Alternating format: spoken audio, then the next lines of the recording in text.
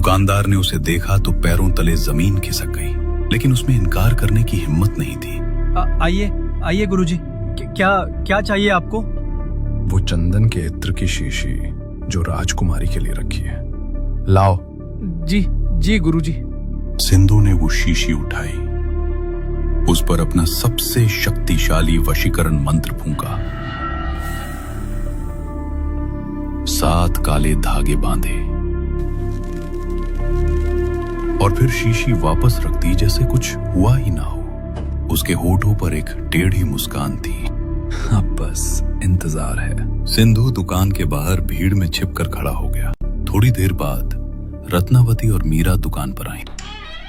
राजकुमारी जी, वो चंदन का इत्र यहीं मिलेगा ना? हाँ मीरा, माँ ने यहीं से मंगवाया था पिछली बार। जी राजकुमारी जी, ये लीजिए। दुकानदार ने कांपते हाथों से शीशी आगे बढ़ाई। रत्नावती ने शीशी उठाई और तभी उसके चेहरे पर एक अजीब भाव आया। मीरा, ये खुशबू अजीब है। चंदन के साथ कुछ और भी है, कुछ जला हुआ सा। मीरा, इस शीशी पर काले धागे बंधे हैं, 7 काले धागे। राजकुमारी जी, ये तो काला जादू लगता है। फेंको इसे।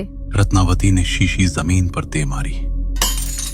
कांच टूटा, इत्र बाहर बहा और तभी भाग्य ने एक ऐसा खेल खेला जिसकी सिंधु सेवड़ा ने कल्पना भी नहीं की थी। वो इत्र एक नुकीले पत्थर से टकराया और उछलकर सीधे उस इंसान पर जा गिरा जो भीड़ में छिपकर खड़ा था, सिंधु सेवड़ा पर।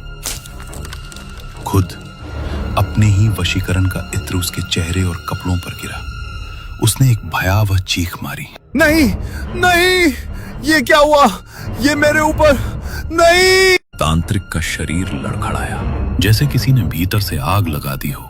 वो जमीन पर गिरा, हाथ पांव छटपटाने लगे, भीड़ में चीखें उठी, लोग भागे, दुकानें बंद हो गई। देखते ही देखते उस गली में सन्नाटा छा गया और तब उस जमीन पर तड़पते हुए सिंधु सेवड़ा ने अपनी आखिरी सांसों में जो कहा, वो सुनकर आसपास के बचे हुए लोगों की भी रूह कांप गई।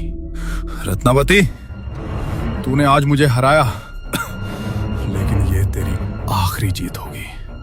सुन मेरा शाप, इस भानगढ़ के हर इंसान की मृत्यु होगी और मरने के बाद भी उनकी आत्माओं को मोक्ष नहीं मिलेगा। ये सब यही भटकेंगे इन्हीं खंडरों में सदियों तक। जो भी यहाँ रात को आएगा वो इन आत्माओं का होकर रह जाएगा। और इतना कहते ही सिंधु सेवड़ा की सांस रुक गई। मीरा रत्नावती का हाथ थामे खड़ी थी। दोनों का रंग उड़ा हुआ था। राजकुमारी जी, ये क्या हो गया? ये श्राप क्या सच में? चलो मीरा, पिताजी को बताना होगा ये सब। रत्नावती और मीरा जल्दी से महल की तरफ चल पड़ी। लेकिन उस दिन के बाद से भानगढ़ में धीरे धीरे बदलाव आने लगा। पहले छोटी छोटी मुसीबतें आईं। खेतों की फसलें बिना किसी वजह के सूखने लगी, कुओं का पानी कम होने लगा, मवेशी बीमार पड़ने लगे, लोग परेशान थे। महाराज, मंदिर में पूजा करते वक्त अजीब सी बेचैनी होती है। दिए अपने आप बुझ जाते हैं, घंटियां बिना छुए बजती हैं। नगर पर कोई भारी संकट आने वाला है।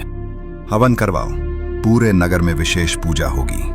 किसी को भी घबराने की जरूरत नहीं।